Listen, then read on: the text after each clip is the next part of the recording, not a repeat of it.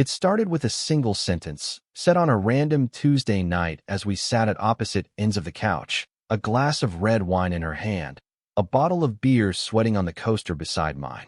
We should open the marriage. She didn't even flinch when she said it. Just stared at the muted TV screen, some cooking show flickering in silence, her voice casual, almost bored. I laughed. At first. But she didn't. Julia turned to look at me, her lips tight, eyes unreadable. "I'm serious," she said. "I've been thinking about it for a while." My mouth went dry.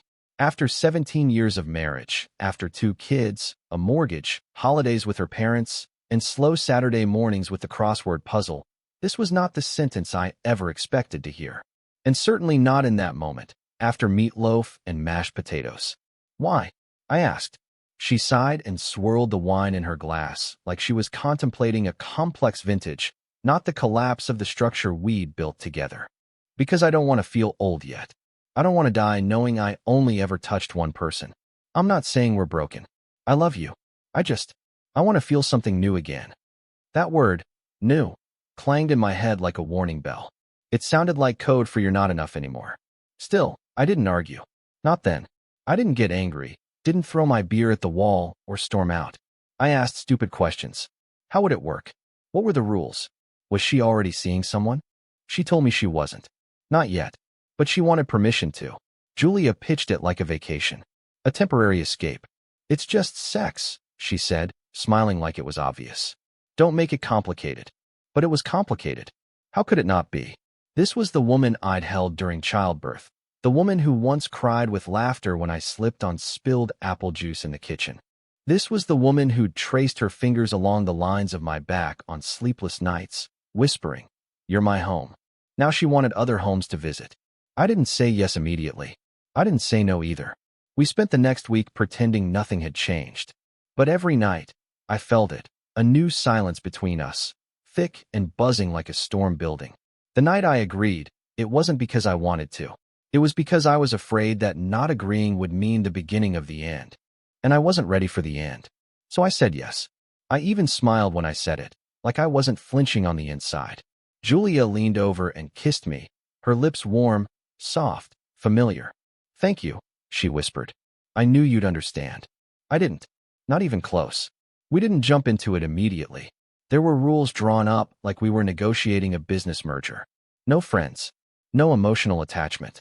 No one from work. Always use protection. Full honesty, but only if asked. Check-ins every Sunday night. She was glowing when she wrote them down in her phone. She looked younger already. More alive. I watched her through the haze of my own confusion. That familiar body I'd touched 1,000 times. That face I knew better than my own. It was like watching a new person grow inside her. And she wasn't hiding it. She liked the idea of possibility. Of attention. Of being desired again. And me? I felt like a man aging in reverse. Like I was losing years of confidence with each passing day. I started seeing a stranger in the mirror. I couldn't stop wondering what she'd wear when she went out. If she'd wear that perfume she used to save for date nights. If she'd put on the lace panties she never wore anymore. And worse, I started wondering who would get to see her that way. My phone buzzed one night when I was at work late. Just a photo. Julia in the mirror of our bathroom, in a red dress I hadn't seen in years. Hair curled, lips done up in a shade of red I knew she wore when she wanted to be kissed hard. "Wish me luck," was all she wrote. I stared at the screen like it was a landmine, unsure of how to step around it. My fingers hovered over the keyboard, unsure what response a husband gives when his wife sends him a sex that's not meant for him. I typed, "Be safe." Then deleted it. Typed, "Have fun." Deleted that, too. I settled on, "You look amazing." She responded with a heart. And then, nothing for the rest of the night. When she came home later, I was in bed pretending to be asleep. I heard her heels click on the tile. The water ran in the bathroom. Her perfume followed her into the sheets like a ghost. She didn't say a word. Neither did I. I didn't ask if it had been good. If he was good. If it was everything she'd hoped for. Instead, I lay there, eyes closed, imagining another man between her legs, her back arching the way it used to for me, her mouth whispering someone else's name in the dark. That night, I touched myself in silence, turning my back to her. It wasn't anger. It wasn't lust. It was mourning. I didn't feel young again. But she did. And that, I guess, was the point. It started with a Facebook post. Just one of those innocuous, nostalgia-baiting updates from the old high school page. Someone had shared a flyer for our 25th reunion. Neon colors. Bad clip art. One last dance, scrawled across the top in glittery font like prom night never ended. I almost scrolled past it, but something made me pause. Maybe it was the idea of seeing those faces again. The ones that knew me before I became someone's husband, someone's father, someone's backup plan. Or maybe it was the name I saw in the comments. Emily Vance. My thumb froze over the screen. I hadn't seen that name in 2 decades. And yet, it felt like she'd been hiding in the wallpaper of my memory all this time, waiting for the right moment to come back to life. Emily, the girl from prom night. The one I almost loved. The one I did love, but never said it. Because back then, you didn't say things like that out loud. Not unless you were sure they'd say it back. We dated for most of senior year, but we weren't the kind of couple people expected to last. She was artistic, free-spirited, a little wild. I was not. We didn't break up, exactly. Life just happened. She left for a college across the country. I stayed and played it safe. And prom night. Well, that's when everything changed. We danced. We kissed. We said maybe we'd try long distance. Maybe we'd write. But the truth was, she left before we ever got to that moment. The one we both wanted. The one that would have made it impossible to just drift apart. For years, I convinced myself that was a good thing. That if we had, it would have made losing her worse. Now, at 43, I was staring at her name like a man staring down a fork in the road he never took. I clicked her profile before I could stop myself. Same smile. Softer now. A little older, but so was I. Her hair was shorter, darker. She looked like the kind of woman who took care of herself but didn't apologize for time passing. She wasn't trying to erase the years. Her profile picture showed her at some art gallery, a wine glass in her hand, leaning slightly toward the camera. No ring in sight. No man, either. Her bio just said, painter, teacher, former romantic. Still hopeful. Still hopeful. Jesus. I scrolled through her timeline, the guilt already building in my chest, but I didn't stop. She shared photos of her dog, quotes about starting over, time-lapsed videos of her painting huge abstract canvases in her studio. A few posts about her upcoming visit back to town. See you at the reunion. Can't believe it's been 25 years. I didn't even realize I was smiling until I caught my reflection in the darkened screen. Something tightened in my throat. A pull. Familiar and dangerous. That night, Julia came home late again. Her cheeks were flushed, her perfume new. She kissed my cheek with soft indifference and kicked off her heels. How was your day? She asked, already halfway up the stairs. Fine, I lied. I didn't tell her about Emily. Didn't mention the reunion post or how it had dug its way under my skin like a song I hadn't heard in decades, but still knew every lyric to. Instead, I poured a glass of scotch and sat in the dark of the living room, staring at the cursor blinking on the Facebook message window. Hi, Emily. Long time no see. I hovered over the send button for 20 minutes. I thought about how dangerous it would be. How stupid. How hypocritical. My wife was out exploring her newfound freedom, and here I was, thinking about someone who had nothing to do with any of this. That was the thing. This wasn't revenge. This wasn't tit for tat. This wasn't about Julia at all. It was about me. About something I had buried for so long I forgot it was still alive. I thought of prom night again. Her hand in mine. The way she'd looked at me when the music slowed and everyone else faded. The kiss we shared in my car after. The one that lingered longer than we meant it to. The way she whispered, if we don't see each other again, just know you were my favorite part. I told myself I imagined that line. That it was nostalgia rewriting the past. But now, I wasn't so sure. I clicked send before I could overthink it. Just like that, it was done. I stared at the screen, heart pounding like I was back in high school. As if I hadn't spent the last 2 decades learning how to be a responsible adult with a 401k and a crumbling marriage. The message just sat there, unseen, mocking me. I didn't sleep much that night. Kept reaching for my phone like a teenage boy checking for a text that never came. But in the morning, at 6:12 a.m., I saw it. Emily Vance has seen your message. And beneath it, a reply. I've wondered about you for years. Want to catch up before the reunion? I stared at it, rereading those words a dozen times. I could almost hear her voice again, like a breeze through an open window I didn't know I'd left cracked. And just like that, the past wasn't gone anymore. It was here, and it had a face. The coffee shop we chose was a halfway point. Not quite downtown, not quite the suburbs. One of those artsy little corners that tried to pretend it hadn't been a mattress store 3 years ago. Edison bulbs, indie music, baristas with sleeve tattoos and soft eyes that told you they understood pain, or pretended to. I got there early. 15 minutes early, to be exact. Not because I was nervous, because I wasn't ready to not be nervous. She walked in like she'd never left. Emily. And for a moment, it was 1998 again. Senior year. Summer air on our skin. Her hand in mine at that stupid carnival we snuck into after curfew. A time when we thought the world was waiting to be swallowed whole. She wore a long coat and jeans, a green scarf wrapped loose around her neck. No makeup that I could see, just a slight natural flush to her cheeks, and those same sharp brown eyes that used to undo me in a single glance. When she saw me, she smiled. Not big, not showy, soft, warm, like her eyes had just found something they didn't realize they were missing. I was afraid you'd bail, she said, sliding into the seat across from me. I almost did. She smirked. Me too. It was awkward at first. The conversation stuttered like a cheap car in winter. We talked about safe things. Work, travel, art, the weather. She asked about my kids. I asked about her dog. We both danced around the real reason we were there like it was radioactive. I couldn't stop staring at her mouth.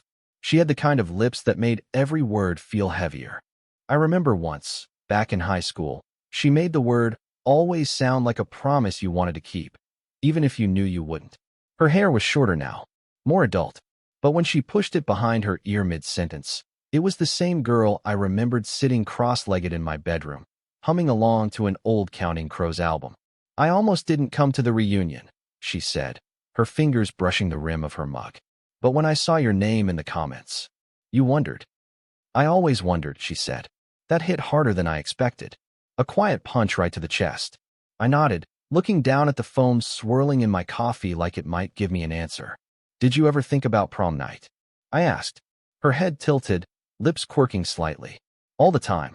I didn't mean to stare, but it happened anyway. The weight of that sentence hung between us, silent and loud all at once. We came so close, she added, her voice dipping lower. To something. We were too young. Maybe, she said. Or maybe we were just too afraid. I laughed under my breath. Still am. She looked at me then, long and deliberate. You don't seem afraid. You don't know me anymore, I said. I think I do, she replied. Maybe better than the people who see you every day. That stuck. It stuck. Because she wasn't wrong. Sometimes, the people who knew you before you built the walls are the only ones who can see through the cracks. Are you happy? She asked. I didn't answer right away. I couldn't. I don't know what that means anymore. She nodded like she understood. And I believed her. Silence stretched again, but not the awkward kind. The kind that feels like the air is charged.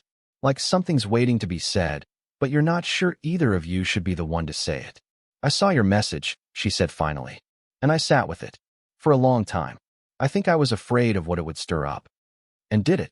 I asked. She smiled, but it didn't quite reach her eyes. Oh yeah, it stirred.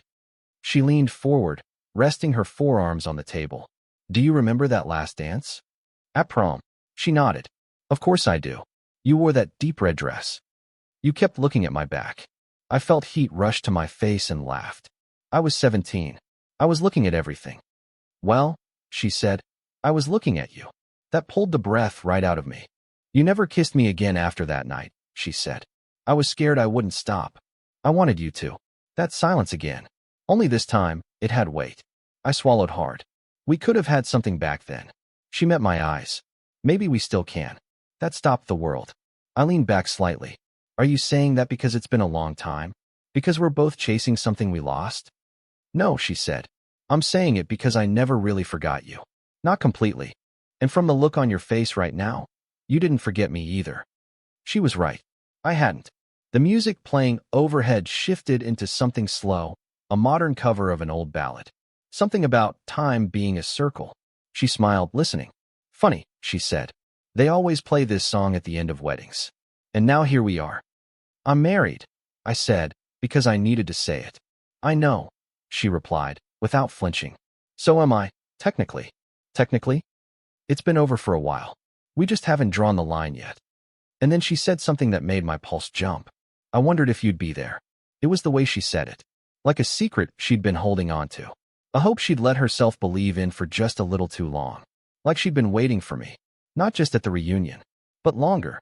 Julia was humming when I walked in the door. That surprised me more than it should have. She didn't hum anymore. At least not around me. Not unless it was part of some performance for the kids, or a moment she forgot I was even there. But there she was, standing barefoot in the kitchen, hips swaying ever so slightly as she sliced cucumber for one of those detox salads she'd started obsessing over. Her hair was pulled back in a loose ponytail, her tank top clinging to her in a way that felt intentional. "Hey, stranger," she said, without looking up. "You're home early." I checked the clock. 6:03. Earlier than she expected, maybe, but not early. Meeting ended early. I replied, slipping off my shoes. Didn't feel like hanging around. She nodded, still focused on her cutting board. "You smell like espresso." I paused. "Met someone for coffee." Her knife stopped mid-slice. "Oh." I waited. She looked up. "Just a friend." I held her gaze. "Yeah, someone from high school. Emily Vance." There it was, the brief flicker in her expression. Recognition. Curiosity. A second too long before she smiled. "Oh, Emily," she said, drawing the name out like she was tasting it. "She was at prom with you, right? The artist?" "Yeah. We ran into each other online. Turns out she's going to the reunion too." Julia picked up a slice of cucumber and popped it into her mouth. "That's sweet. Old flames catching up. Very high school sweetheart of you." The way she said sweetheart made it sound like a dare. I leaned against the counter. "You said this whole thing was about freedom. Exploration. No rules except honesty." "I did," she said, licking a bit of dressing from her thumb. "And I meant it. But you didn't ask me anything." She looked confused. "Should I have?" "I don't know," I said. "You asked me if it was just a friend, and then you don't ask anything else. Why?" Julia turned back to the salad bowl, shaking in the dressing with practiced flicks of her wrist. "Because high school doesn't count," she said lightly. "Everyone gets a free pass on nostalgia." That word again, pass, like I was cashing in some imaginary token. Like Emily was a childhood toy I'd just rediscovered in the attic. "She wasn't just nostalgia," I said. Julia's eyes flicked toward me, cool and amused. "So what was she?" "I don't know yet." Her lips parted slightly, a small exhale leaving her like I'd punched the wind out of her without touching her. She closed the salad container with a sharp snap. "Are we talking about falling in love now?" she asked, keeping her tone light but edged. "I'm talking about remembering something real." Julia walked to the fridge and opened it, pausing like she needed a second of cold air to cool her reaction. When she shut the door, she faced me fully. "Look," she said, "you're allowed to explore. That was the agreement. We both are. But we're not dragging old baggage into this." "That wasn't the point." I raised an eyebrow. "What was the point?" She blinked. "To feel alive. To remind ourselves we're still desirable. That we can still have fun." She said the word like it was supposed to solve everything. Like fun was enough to justify the hollow space that had grown between us. "So you're seeing someone?" I asked, not because I didn't know, but because I wanted to hear her say it. Her lips curved slightly. "I've had a few nights out. And..." She shrugged. "It's been good. Refreshing." "Anyone more than once?" She hesitated. That was enough of an answer. Julia stepped closer to me, resting a hand on my chest like she used to before kissing me. But this time, it felt different. Almost like a peace offering or a distraction. "Are we okay?" she asked softly. I looked down at her hand. It felt foreign. Not because of her skin, but because I didn't know what she wanted from me in that moment. Closeness? Permission? Reassurance? "I don't know," I admitted. She dropped her hand and stepped back, her expression unreadable. "Don't fall in love with her," she said, voice cool again. "That's all I ask." You didn't ask that before. I didn't think I had to. The silence between us was thicker than usual now. Heavier. Like a bubble about to burst. "I'm not trying to break us," I said quietly. Julia looked away. Neither am I. But she didn't look convinced. Later that night, I lay in bed staring at the ceiling while Julia scrolled through her phone beside me, screen tilted just enough away that I couldn't see. I heard the soft chime of a text. A brief smile crossed her face. Then she rolled over, back to me, screen dimming. I reached for my own phone. There was a message from Emily. Coffee was good. You've barely changed. And below that, another. Are you coming to the reunion alone? My fingers hovered over the keyboard, heart thudding louder than it should have. I could feel the weight of Julia's silence beside me, her breath slow and even. I typed back. I don't know yet, but I want to see you again. I hit send before I could lie to myself. The gym looked smaller than I remembered. Same warped floors, same scuffed walls still painted in that pale, institutional gray-blue. But what once felt like a cathedral of youth now looked like a space built for ghosts. High school reunions have a strange way of warping time. You walk in expecting laughter, nostalgia, safe conversation, and instead, it hits you like a time machine with a cracked mirror. There was punch in plastic cups, name tags we didn't need, a tired DJ booth in the corner where a guy with salt and pepper hair was playing early 2000s hits like it was still senior year. And balloons, so many damn balloons, like someone couldn't let go of the idea that we were still 16. I stood there longer than I should have, hovering at the edge of it all, nursing a drink and watching the swirl of middle-aged conversations and hollow smiles. Then I saw her, Emily, and the room changed. She wore black, simple, elegant, confident. Her dress hugged her curves with just enough suggestion to make memory and reality bleed together. Her hair curled at the ends, loose and wild in a way that made her look younger than she had at the coffee shop. She didn't see me right away. She was laughing with someone, hand resting on a wine glass, head tilted just so. She still had that laugh, the one that came from deep in her chest, not her throat. It made me feel like I'd been punched lightly in the ribs. I walked over slowly, heart stupidly loud in my ears. When she turned and saw me, her smile shifted. Softer, sharper, like she'd been waiting for that exact moment. Hey, stranger, she said. I smiled. Déjà vu. She nodded at the dance floor, where a few brave souls were moving awkwardly to a pop remix of an old Usher song. It's like nothing's changed and everything's changed all at once. Exactly. We didn't say anything for a moment. Just stood there, letting the sound of our shared past fill the space between us. Then the music changed. A slow song. And not just any slow song. I'll Be by Edwin McCain. Our song. Our prom night song. I laughed under my breath. You've got to be kidding me. She tilted her head, eyes twinkling. Think the universe is messing with us? Feels like it. Emily reached out her hand. Dance with me, she said. My body moved before my mind could catch up. I took her hand, warm and small in mine, and let her lead me to the center of the floor. We slipped into the slow rhythm easily, one hand on her waist, her arm curled over my shoulder, our bodies falling into a memory like we never left it. It was awkward, for about 5 seconds. Then it wasn't. Then it was natural. Right. Her scent was the same, vanilla and something woodsy, like a campfire and comfort and sweat all blended into something uniquely hers. Her breath brushed against my neck, sending a ripple of heat through my spine. We didn't speak. Didn't need to. We moved slowly, swaying in that circle of people who barely noticed us. We weren't teenagers anymore, but something about the way our bodies fit together made me forget that. I can't believe they're playing this, she murmured against my shoulder. I can, I said. I can believe a lot of things right now. She pulled back just slightly to look up at me. Like what? That this doesn't feel like 25 years ago. It feels like yesterday. She smiled, but her eyes were serious. I know. We danced through the entire song, and when it ended, neither of us moved. Another slow song started. Something newer, something unfamiliar. But we kept dancing, because it wasn't about the music anymore. It was about the space we were creating, the silence that wasn't empty, the pull between us that neither time nor distance had erased. Her fingers slipped behind my neck, playing lightly with the hair there. You ever wonder what would have happened if we hadn't let it end? Every now and then. Liar, she said gently. You wonder all the time. I didn't deny it, because it was true. She leaned closer, her lips brushing the edge of my ear. This feels familiar, in a dangerous way. I felt her breath on my skin, and my body reacted without permission, heart racing, hands tightening slightly at her waist, that old ache building in my chest. Is it? I whispered. She pulled back just enough to meet my eyes. Yeah, she said. It really is.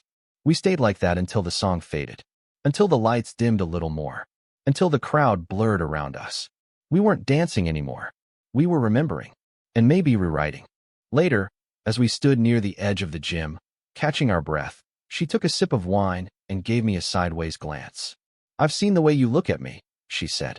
"How do I look at you?" "Like you've been starving and didn't realize it until you saw me."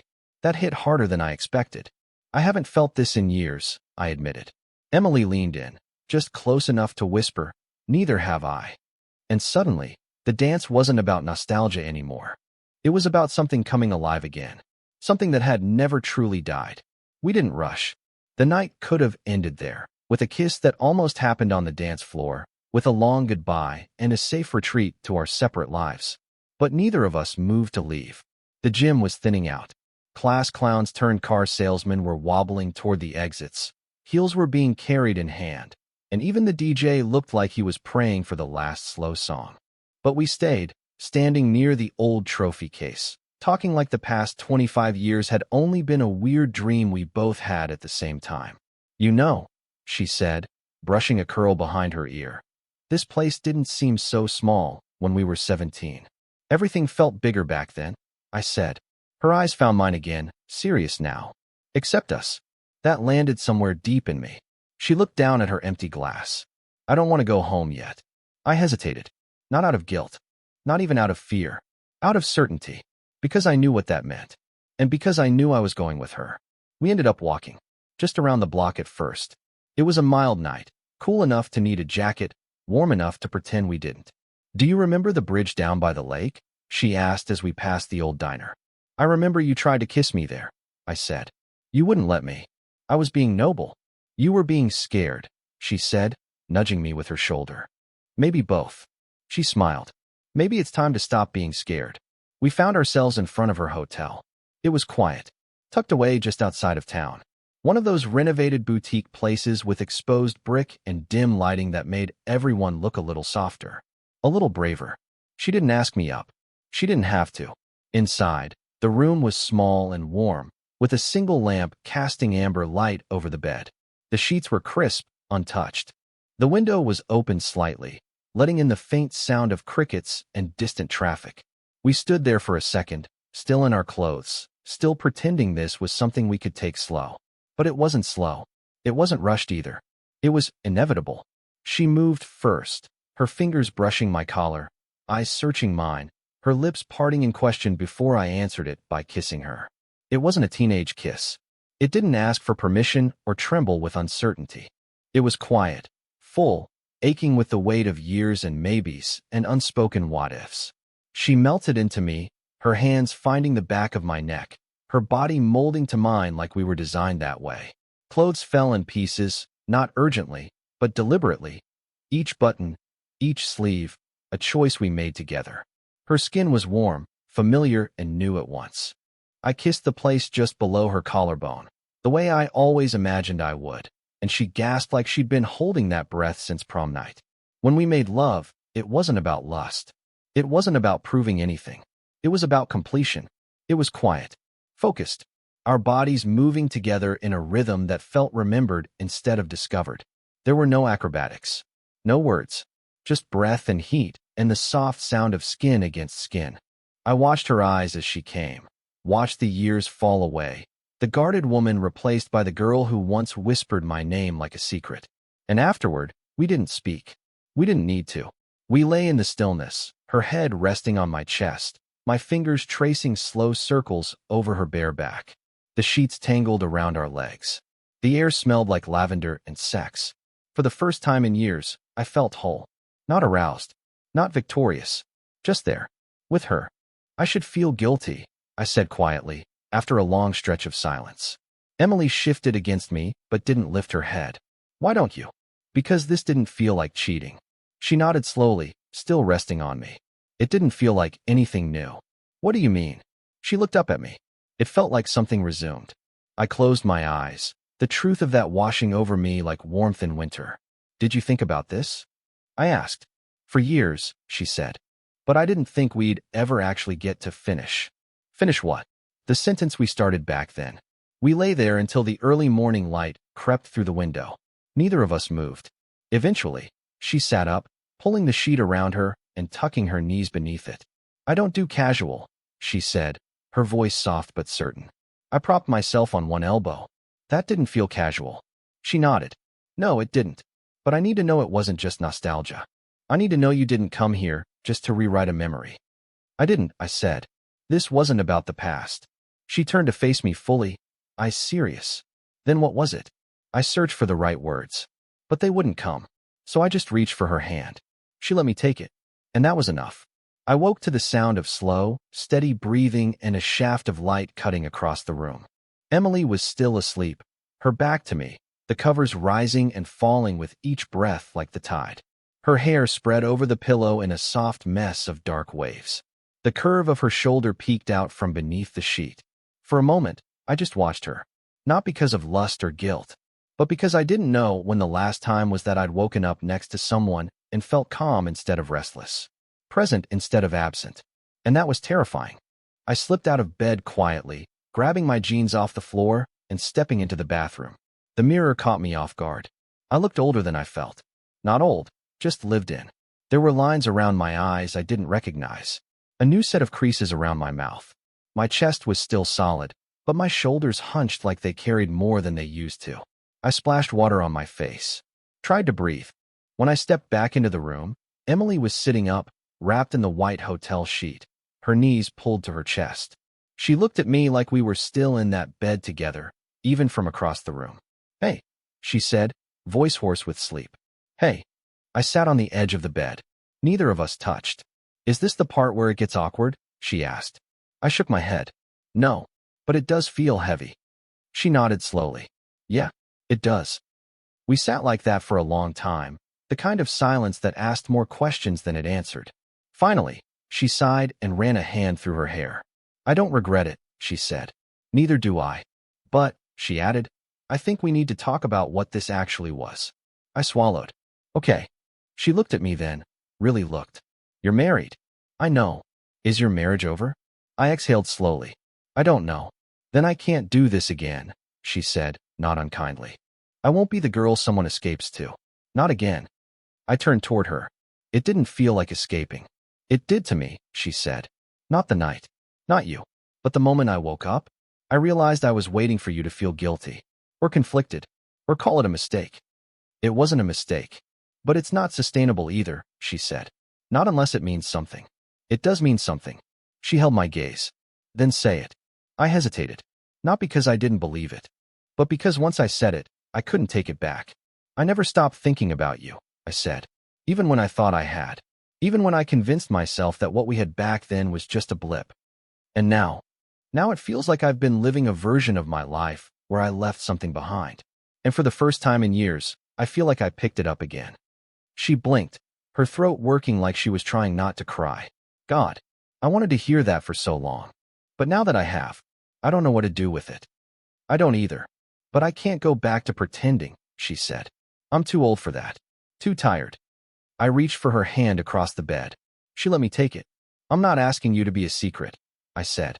I wouldn't insult you like that. I won't let you, she replied. I don't want stolen weekends and half-truths. I don't want to be someone you run to because home feels broken. I don't think of you like that. Then prove it. We stared at each other, the space between us pulsing with tension and tenderness. Does your wife know about me? She asked. She knows I saw you. That we met for coffee. That you were at the reunion. But not this. I shook my head. No, not yet. She pulled the sheet tighter around herself. Then we wait. For what? For you to figure out if you're free, or just pretending. That stopped me cold. Because she was right. I hadn't really been honest with Julia. We'd set rules. We'd drawn boundaries. But we'd never talked about what would happen if one of us found something real on the other side. And I had. I didn't want to reduce what happened with Emily to sex. It had been sex. But it had also been connection. Relief. Recognition. And maybe, most dangerously, love. We dressed in silence, the comfortable kind. The kind that only comes after honesty's been spoken out loud.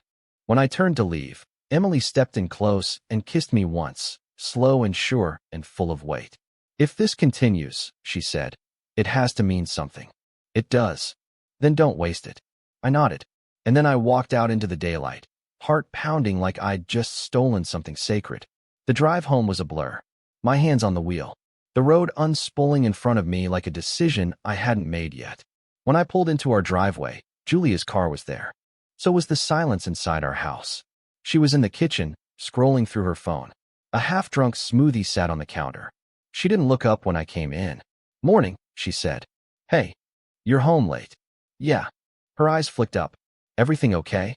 I paused. And for once, I didn't lie. "No," I said. "Not really.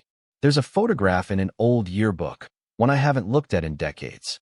It's blurry, taken on prom night. My arm around Emily, her head tilted toward mine. We weren't kissing, but we might as well have been. That look in her eyes, the way my hand rested on her hip, it told the whole story. We were close to something, on the edge of it. And then life happened. But that photo stayed with me, folded in memory, tucked into the spine of who I used to be. Now, all these years later, I kept seeing that version of us. Ghosts of ourselves walking beside the people we'd become. And for the first time, I realized the memory hadn't faded. It had waited. After that morning, things between Julia and me shifted. Not with fireworks or shouting, just in the space between sentences. In the way we moved around each other, careful, distant, heavy with the things we didn't say. She knew something had changed. I didn't have to admit it. My absence had spoken louder than words. And she wasn't innocent either. The texts, the weekend trips to clear her head, the sudden secrecy with her phone. We were both building something outside of the marriage and pretending it was fine because we'd agreed it was allowed. But there's a difference between freedom and abandonment, between adventure and escape. That Sunday, she made coffee and sat at the table like nothing was wrong. Her hair pulled into a loose bun, wearing one of my old t-shirts. "You've been quiet," she said. "So have you." She stirred sugar into her mug. "Did you sleep with her?" I didn't lie. "Yes." She didn't flinch, just looked down into her coffee. Did it mean anything? It did. Silence stretched between us. When she finally looked up, her expression wasn't rage. It was sadness. "You broke the rule," she said. "You broke it first," I said quietly. "You just didn't realize what it meant." Julia leaned back, crossing her arms. "I never tried to fall for anyone. I was careful. And I wasn't looking to fall. I was remembering someone I never stopped carrying." She swallowed hard. "That makes it worse." "Maybe." Another silence. I stood from the table, walking to the window. The backyard looked the same, morning light hitting the grass just right. The swing set still hanging where we left it, even though the kids hadn't used it in years. "Do you love her?" Julia asked behind me. "I don't know what to call it yet," I said, "but it feels real." "And us?" she asked. I turned to face her. "You asked me to say yes to something I didn't want. And I did, because I was scared of losing you. And now I'm scared of losing myself." She didn't cry. Neither did I. Maybe we'd already shed the tears years ago. Quietly. In all the nights we didn't touch. In all the mornings we passed each other like furniture. That evening, I drove. No destination in mind, just roads and memories. Somewhere along the highway, I started replaying that night. Prom night. The way Emily looked in that red dress. The way her fingers found mine during the slow song. The way we kissed outside the gym, her back against the brick wall, her breath hot against my cheek. We didn't have sex that night. We didn't need to. What we had was more dangerous. It was possibility. And now? Now we'd stepped back into that possibility with eyes wide open. It wasn't about chasing youth anymore. It was about reclaiming truth. I called her. "Hey." Emily answered, breathless. "Busy." "No," she said. "Just painting." "Can I see you?" She hesitated. "You okay?" "I think so." A pause. "Come over." When I got to her place, she opened the door barefoot, wearing an old t-shirt smeared with paint. Her hair was pinned up, loose strands curling against her cheek. "Didn't think I'd see you this soon," she said. "Didn't think I'd want to stay gone." She stepped aside and let me in. Her studio smelled like linseed oil and something citrusy. A canvas sat on the easel, abstract, dark blues and grays swirling like storm clouds. A single red line cut through the center like a wound. "Is that new?" I asked. "Started it last night." I stared at it. "It's about unfinished things," she said. "Looks like it hurts." She shrugged. "The truth usually does." We stood in silence. Then she asked, "Are you free now?" And I froze. Not because I didn't know the answer, but because I knew how much it mattered. "I'm getting there," I said. Emily nodded. "That's not the same." "I know." She stepped closer. "I can't live in a gray area. no matter how good this feels. I don't want you in the gray either. Then say it. I looked at her. Saw her. Not the girl I used to love.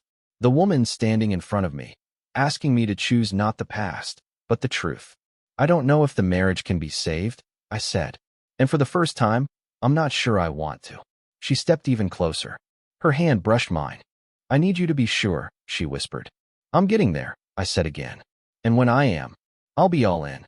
She kissed me, slow, steady, full of things neither of us could say yet. When she pulled back, she whispered, "Prom night never ended, did it?" I smiled. We just needed time to finish the dance. Julia wasn't waiting for me when I got home. The living room was empty, lights off, her car in the driveway, but the silence inside thick enough to suggest her absence. I half expected a note, maybe a message, but there was nothing. Just the lingering scent of her lavender detergent clinging to a blanket on the couch. I sat there for a while, unsure if I was relieved or disappointed. The quiet was no longer peaceful. It buzzed with implication. I made dinner, but didn't eat it. Drank half a beer, poured the rest down the sink. The hours dragged until I heard the key in the lock sometime after 10. Her footsteps were soft, almost hesitant. She didn't say hello. Just walked in, dropped her purse on the table, and kicked off her shoes with a sigh that sounded too casual to be real. "You're late," I said. Julia shrugged, walking past me into the kitchen like I was just a roommate. "Didn't realize there was a curfew," she replied, pulling a bottle of wine from the fridge. Her back was to me, but her posture was rigid, controlled. "You didn't answer my texts." I didn't feel like texting. I stood slowly. "Can we talk?" She didn't turn, just poured the wine, took a sip, and leaned on the counter. "Oh, we're talking now? You've had a lot of late nights lately." Thought silence was the new language of our marriage. I clenched my jaw. That's not fair. Julia finally turned, glass in hand. Her face was tired, not from age or makeup, just from carrying something she'd been pretending not to feel. "Don't tell me what's fair," she said. "You think because I gave you a hall pass, you get to rewrite the whole damn rulebook?" I didn't rewrite anything. I just stopped pretending. "Pretending what?" she snapped. "That you still cared? That you wanted this to work?" "I didn't want it to work," I said. "I wanted it so badly I agreed to something I never really wanted. I thought maybe if I gave you the freedom you were asking for, we'd find our way back." Her eyes narrowed. "And instead you found her." I didn't deny it. "I found me," I said quietly. Julia laughed bitterly. "Of course. The noble excuse. I found myself. You didn't find yourself, you fell for a fantasy. Some teenage crush wrapped in nostalgia and sex. That's not what this is." She walked toward me, arms crossed, voice rising. "Bullshit. You think I don't see it? The way you check your phone. The way your eyes drift when you think I'm not watching. You didn't just sleep with her. You left me without ever packing a bag." I told you the truth. "No, you told me convenient truths," she spat. "Like you were protecting me, when really, you were protecting the little fantasy you've been chasing." I stepped forward. "You said this wouldn't mean anything." Julia froze. And for the first time, I saw the crack in her armor. Her voice broke. "You were supposed to keep it physical, not emotional. That was the line. And you crossed it too," I said. "Don't pretend you didn't." She blinked hard.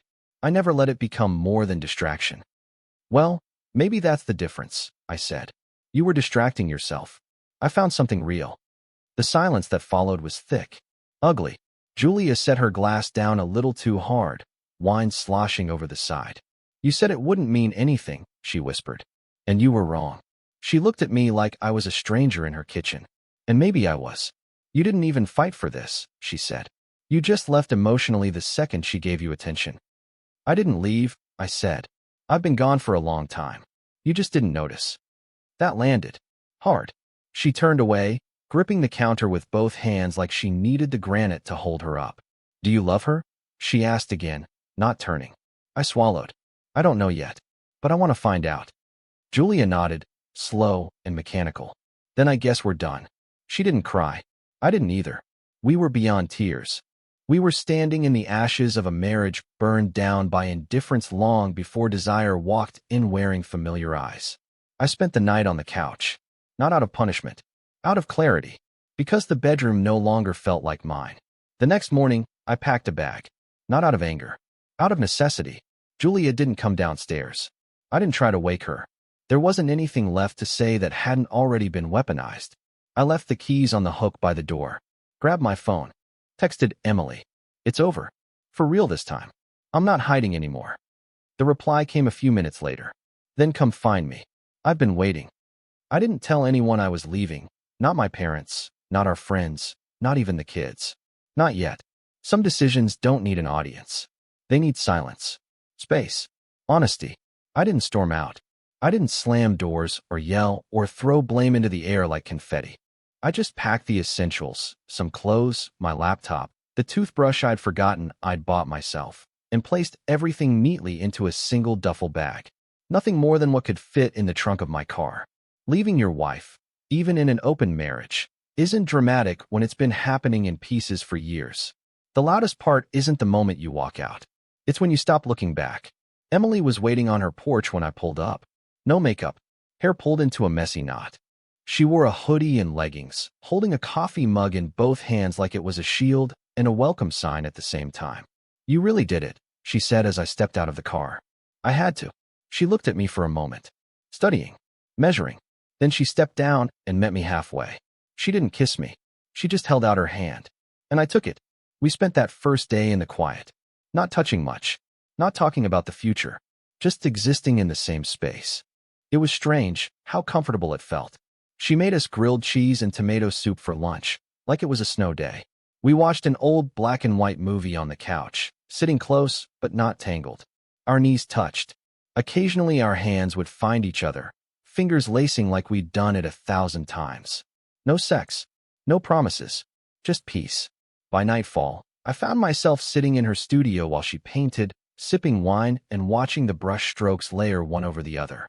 I'd never noticed how quiet she got when she worked, how her whole body leaned into the canvas like she was part of it.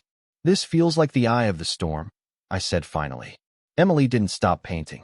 You're waiting for the fallout. I think it already happened. She glanced at me. You okay? I shrugged. I'm real. I haven't felt that in a long time. She set the brush down and wiped her hands on a rag. I want to believe this isn't just about escape. It's not, I said. It's about choice. She walked over, sat beside me, pulled her legs up under her. And what are you choosing? You. She studied me. No hesitations. Plenty, I said. But none of them outweigh what I feel when I'm with you. She leaned her head on my shoulder. That's the right kind of fear.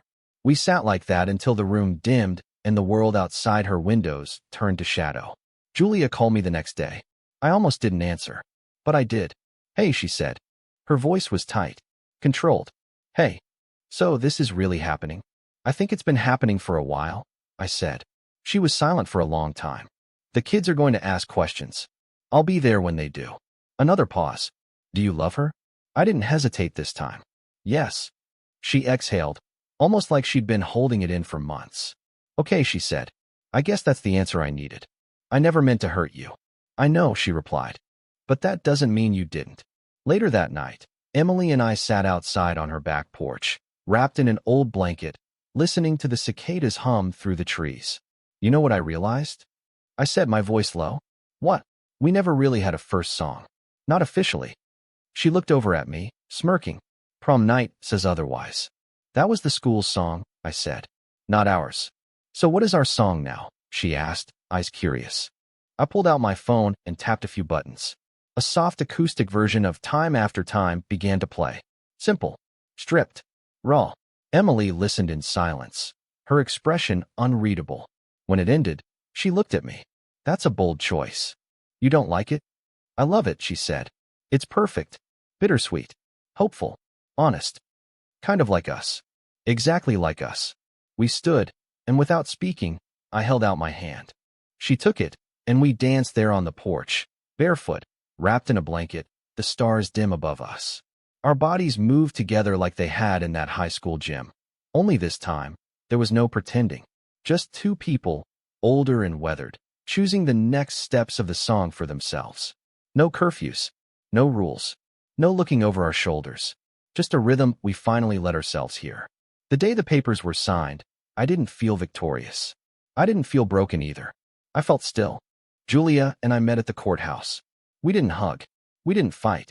We barely spoke beyond what was required by the clerk. A few signatures, a glance over terms we'd both already read, and then it was done. 21 years of marriage reduced to a dozen pages and a polite nod goodbye. We walked out into the parking lot together, that same awkward rhythm we'd fallen into over the years, a couple walking in sync, but never close enough to touch. "I didn't think this is how it would end," she said, not looking at me. Neither did I. I thought if it ended, it'd be ugly. Screaming. Affairs. Lawyers. People choosing sides. "There was an affair," I reminded her gently. Julia gave a tired smile. "Yeah, but it wasn't about the sex. That's what's messed up, right? It was about the distance." She nodded, slowly. And the silence. We stood beside her car. The sun hung low. Somewhere across the lot, a kid was learning how to ride a bike with a father who looked too young to know what parenting really was. "I hope she's worth it," Julia said after a moment. "She is." "Then don't waste it." She opened her car door, paused, then turned back to me. "Tell the kids soon. Don't let them find out from anyone else." "I won't." Then she got in, closed the door, and drove away. No drama. No turning around for one last look. Just an ending. And the beginning of something else. I didn't go back to Emily's right away. I drove around first. Past the high school, the football field, the bridge by the lake. Each place a landmark of who I used to be. Each memory sharper now that I wasn't trying to bury it beneath obligation and guilt. When I finally walked up to Emily's door that evening, I didn't knock. She opened it before I could, as if she'd been standing behind it, waiting. Her eyes searched mine, and she saw it. The truth. "Is it done?" she asked. "Yes." "And are you free? Or just pretending?" "I'm free," I said. She stepped back. "Let me in." We didn't rush the moment. We moved through the night like we were rediscovering something sacred. No hunger, no desperation, just closeness. Her body against mine, warm and familiar. Our skin learning the language of comfort instead of urgency. We made love slowly. No music, no lights, just hands, breath, and the sound of rediscovered peace. After, we lay tangled in the sheets, the window open, a breeze rustling through the curtains. "I was scared you'd change your mind," she said quietly. "I did," I replied. She tensed. I turned toward her. "I changed my mind about pretending, about hiding, about accepting a life that wasn't honest. I changed my mind about believing that what we had was a story from another life." Emily exhaled. "Good." We lay there, our fingers intertwined, not needing to define it, just living in it. A week later, there was a small gathering at the local winery. A second reunion, of sorts, casual, no tuxes or speeches. Just friends from high school, laughter, and the buzz of years catching up in real time. Emily and I went together. No one said anything about it directly, but they noticed. The way we held hands, the way we moved together, the subtle smiles, the quiet ease. I saw Julia across the patio, talking to someone from our graduating class. She caught my eye, and in that split second, she smiled. Not bitter, not sarcastic, just resigned, and maybe a little relieved. I nodded. She nodded back. It was done. As the sun dipped below the hills and the music picked up again, a familiar song started. Slow, melancholic, a cover of something we danced to decades ago. Emily raised her eyebrows. I held out my hand. She took it, and we stepped out onto the dance floor. This time, the dance wasn't for closure. It wasn't for nostalgia. It was for us. Her head rested against my chest, my hand at the small of her back, her heartbeat steady against mine. No mischances. No more pretending. Just two people choosing, finally and fully, to finish the dance we'd started on a night full of glitter and youth. The last dance, and the first of many.